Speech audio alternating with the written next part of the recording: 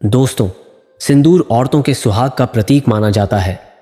सुहाग का प्रतीक होने के साथ साथ उनके श्रृंगार में भी सबसे ज्यादा महत्वपूर्ण सिंदूर ही होता है।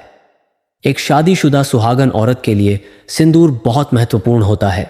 एक शादीशुदा सुहागन औरत के लिए सिंदूर बहुत महत्वपूर्ण होता है। लेकिन दोस्तों, अगर जो आपको यह कहा जाए कि आपकी सिंदूर लगाते समय की गई यह गलतियां आपके पति को बहुत ही बुरी तरह कर्ज में डुबो देंगे। जो महिलाएं सिंदूर लगाते समय यह गलतियां करती हैं, उनके पति को कभी भी धन में बरकत नहीं मिलती है। लेकिन दोस्तों, आपको घबराने की जरूरत नहीं है। हमारे वास्तुशास्त्र और पुराणों में सिंदूर लगाने के कुछ ऐसे महत्वपूर्ण नियम बताए हैं जिनको जानने और करने के बाद आप भी अपने पति के किस्मत के दरवाजे खोल सकते हैं और उनके कारोबार या बिजनेस में तरक्की दिन दुगनी रात चौगुनी हो सकती है। लेकिन शास्त्र में यह भी बताया गया है कि अगर सिंदूर लगाते समय आप यह गलतियां करते हैं तो आपका पति कभी भी धनवान नहीं बन सकता है। उनके हर कामों में बाधा अवश्य आती रहेगी। बनता बनता काम बिगड़ने लगेगा और साथ ही दुर्भाग्य भी उनके दरवाजे पर दस्तक देता है। तो अगर आप भी जानना चाहती हैं कि सिंदूर लगाते समय हमें कौन कौन सी बातों का ध्यान रखना चाहिए, तो आइए शुरू करते हैं। लेकिन उससे पहले अगर आप भी चाहते हैं कि माता लक्ष्मी का आशीर्वाद आपके ऊपर सदैव बना रहे, तो इस वीडियो को लाइक करें और आपके अपने चैनल लोक कथा को सब्सक्राइब जरूर कर ले और कमेंट बॉक्स में जय माता लक्ष्मी जरूर लिखें। दोस्तों, हमारे हिंदू धर्म में शादीशुदा स्त्री का सब कुछ उसका सिंदूर ही होता है और हमारे हिंदू धर्म में कहा जाता है कि औरतें जितनी लंबी अपनी मांग भरती है उतनी ही लंबी उनके पति की आयु होती है। और इसके साथ साथ हमारे सामुद्रिक शास्त्र में भी 16 श्रृंगार बताए गए हैं। उसमें सबसे महत्वपूर्ण सिंदूर ही होता है। दोस्तों, आजकल के मॉडर्न जमाने में कई स्त्रियां सिंदूर लगाने के सही तरीके को नहीं जानती हैं, जिसकी वजह से वह अपनी मांग में उल्टा सीधा सिंदूर भरने लगी है और इसी के वजह से उनके पति के जीवन में परेशानियां सदैव चलती रहती हैं। और ऐसी ही औरतें अपने पति के भाग्य को और अपने भगवान को दोष देते हैं। ऐसा बिल्कुल नहीं है दोस्तों, ये सब हमारे कर्मों से ही संबंधित होता है। नंबर 1 दोस्तों, वास्तुशास्त्र और पुराणों के अनुसार बताया गया है कि जो औरतें सिर धोने के तुरंत बाद सिंदूर लगा लेती हैं या फिर बालों को सूखने से पहले यानी कि गीले बालों में सिंदूर लगाती हैं, ऐसे में उनके पति को अनेक आर्थिक परेशानियों का सामना करना पड़ता है। देखते ही देखते उनके पति कर्ज में डूबने लगते हैं और उनके काम धंधा व्यापार सब ठप्प हो जाते हैं। दोस्तों, हमारे वास्तुशास्त्र के अनुसार गीले बालों में कभी भी सिंदूर नहीं लगाना चाहिए। हमारे वास्तुशास्त्र में इसे बहुत ही शुभ माना गया है। ऐसा करने से महिलाओं के मन में बहुत बुरे बुरे विचार आने शुरू हो जाते हैं। ऐसा करने से घर में और रिश्तेदारों में लड़ाई झगड़ा और परिवार में क्लेश होना शुरू हो जाता है। इसीलिए औरतों को हमेशा अपने बाल धोने के बाद तुरंत सिंदूर नहीं लगाना चाहिए। बालों को पहले अच्छी तरह सुखा लेना चाहिए, उसके बाद ही अपनी मांग भरनी चाहिए। नंबर 2 दोस्तों, हमारे वास्तुशास्त्र और पौराणिक कथाओं के अनुसार बताया गया है कि सिंदूर लगाते समय हमें किन बातों का ध्यान अवश्य रखना चाहिए। दोस्तों, स्वास्थ्य के अनुसार औरतों को हमेशा नाक की सीध में लंबा सिंदूर लगाना चाहिए। जितना लंबा आप सिंदूर लगाएंगे उतनी ही लंबी आपके पति की उम्र होगी और आपके पति की तरक्की के सभी रास्ते खुल जाएंगे। दिन दुगनी रात चौगुनी तरक्की होगी। अगर आपके पति के कारोबार में या व्यापार में मुनाफा नहीं हो रहा है तो इस उपाय को करके देखें, अवश्य ही आपको लाभ देखने को मिलेगा। आपको एक सिंदूर की डिबिया लेनी है जिसमें सिंदूर रखना है और उसे अपने मंदिर में किसी भी जगह रख देना है और जब भी आप स्नान करके आए अपने बाल सुखाने के पश्चात उस डिबिया से सिंदूर निकाल कर लगाना है जो कि आपने मंदिर में रखा हुआ है। ऐसा करने से आपके ऊपर सदैव आपके देवी देवताओं की कृपा बनी रहती है। नंबर 3 दोस्तों, हमारे हिंदू शास्त्रों में यह भी बताया गया है कि इस फैशन के दौर में महिलाएं अलग अलग बनावटी के कपड़े पहने लगी हैं और उसी तरह सिंदूर को भी अपने सहूलियत के हिसाब से जैसे भी उनकी इच्छा होती है वैसे लगाने लगी हैं, जो कि बिल्कुल गलत है।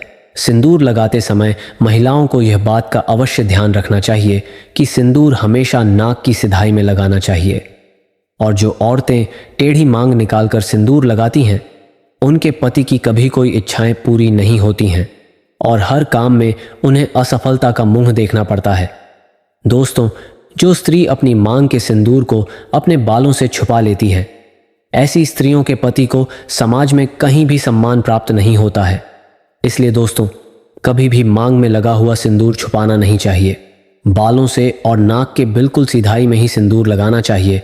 ऐसा करने से घर में क्लेश नहीं होता है। नंबर 4, दोस्तों, हमारे वास्तुशास्त्र के अनुसार माना जाता है कि अपने सिंदूर को किसी भी औरत के साथ नहीं बांटना चाहिए और ना किसी को देना चाहिए। अक्सर कई औरतों की आदत होती है कि वह अपना सिंदूर दूसरी औरतों को लगाने के लिए दे देती है, या फिर कोई औरत जिसके पास सिंदूर खत्म हो गया है तो वह दूसरे औरत से जाकर मांग लेती है और अपनी मांग भर लेती है। अगर जो आप भी ऐसा करती हैं तो ये गलती करना आज से ही छोड़ दे, नहीं तो दोस्तों, आपके पति का सौभाग्य आप खुद ही दुर्भाग्य में बदल दोगे।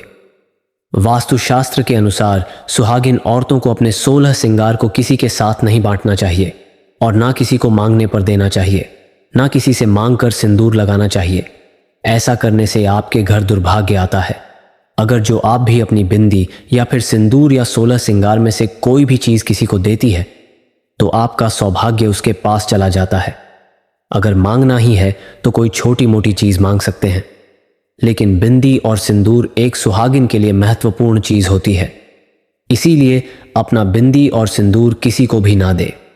नंबर 5, दोस्तों, हमारे वास्तुशास्त्र में यह भी कहा गया है कि किसी भी त्योहार के मौके पर खुद सिंदूर नहीं लगना चाहिए। अपने पति के हाथों से सिंदूर लगवाना चाहिए। यह बहुत शुभ माना जाता है। करवा चौथ, दीपावली आदि त्योहारों पर अपने पति के हाथों से सिंदूर लगवाना चाहिए। माना जाता है कि इससे दोनों पति और पत्नी में प्रेम बना रहता है और ऐसा करने से आपके सौभाग्य में वृद्धि होती है। नंबर 6, अगर आप एक कामकाजू महिला हैं जिनके लिए हर रोज सिंदूर लगाना मुमकिन नहीं है, तो आप इस बात का विशेष ध्यान रखें कि आपको त्योहारों के मौके पर सिंदूर जरूर लगाना है। हमारे हिंदू धर्म में कई त्योहार आते रहते हैं। आपको इन सभी त्योहारों के दिन सिंदूर अवश्य लगाना है। अगर हो सके तो आपको किसी भी तीर्थ स्थान या किसी मंदिर या किसी पवित्र स्थान पर जाते समय सिंदूर अवश्य लगाना चाहिए। जिन महिलाओं की शादी अभी नई नई हुई है, उनको अपने सिंदूर की डिब्बी को संभालकर मंदिर या किसी पवित्र स्थान पर रखना चाहिए। अगर जो आप सिंदूर की डिब्बी को मंदिर में रखते हैं तो इसका आपको बहुत ही लाभ देखने को मिलता है। उस सिंदूर को लगाने से आपके घर में कभी भी गृह क्लेश की संभावना नहीं रहेगी। आपके पति के कारोबार में लाभ देखने को मिलेगा। जिन महिलाओं की नई नई शादी हुई है, उन्हें प्रतिदिन सिंदूर लगाना चाहिए। शादी के दिन से लेकर 108 दिन तक सिंदूर लगाना बहुत ही शुभ माना जाता है।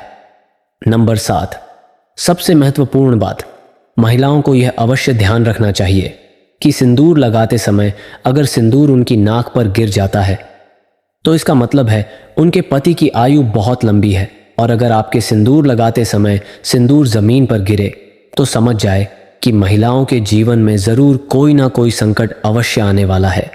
इसीलिए सिंदूर लगाते समय इन बातों का विशेष ध्यान रखना चाहिए कि सिंदूर लगाते समय सिंदूर जमीन पर नहीं गिरना चाहिए। इससे सिंदूर का अपमान होता है और सिंदूर लगने के बाद अगर जो कहीं ज्यादा लग जाता है तो उसे पानी से या कपड़े से कभी नहीं पोंछना चाहिए।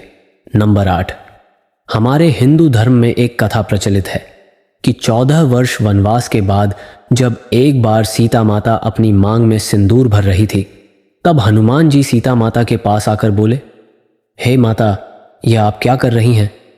तब सीता माता ने हनुमान से कहा, श्री राम प्रभु की लंबी आयु के लिए अपनी मांग में सिंदूर भर रही हूं। इससे श्री राम प्रभु अति प्रसन्न होते हैं। यह सुनकर हनुमान जी चले आए। तब हनुमान जी ने सोचा कि अगर इतना सा सिंदूर लगाने से उनके प्रभु की आयु बढ़ सकती है तो क्यों ना मैं अपने पूरे शरीर पर सिंदूर लगा लूं। तो दोस्तों, इस समय से हनुमान जी को सिंदूर चढ़ाने की प्रथा शुरू हो गई।